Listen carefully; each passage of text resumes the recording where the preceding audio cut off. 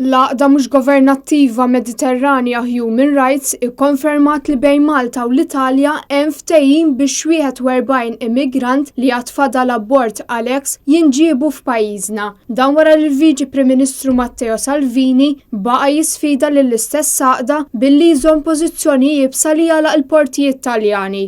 Abbord il-vapur Alex tal-Mediterranja b'kollox kien hemm 54 immigrant, fosthom 3 nisa tqal u tifla ta' sentejn. Madankollu fl-aħħar sigħat saret spezzjoni fuq il-persuni kollha abbord biex finalment 13 minnhom ġew evakwati lejn l-Italja. Dawn jinkludu kemm nisa, tfal u l-familji tagħhom. L-għaqda mhux governattiva qed tinsisti li l-bastiment Alex li fuqu hemm l-immigranti mhux f'pożizzjoni li jwettaq vjaġġ lejn Lampedusa jew lejn Malta. Fid-dawl ta' dan sar appell biex il-bastimenti navali ta' Malta jew tal-Italja ibaħħru lejn Alex biex jiġbru dawn l-immigranti.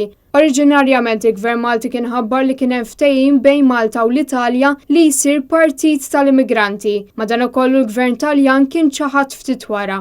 Fi żviluppi oħra matul il-jum feċ każ ieħor li fih 65 immigrant ġew salvati mill-bastiment Alan Kurdi tal-għaqda CI. Sa dan il-ħin kien għadu mhux ċar fejn se jiżbarkaw dawn l-immigranti li hu żgur hu li l-portijiet Taljani huma mblukkati fuq ordni diretta tal-Ministru Salvini.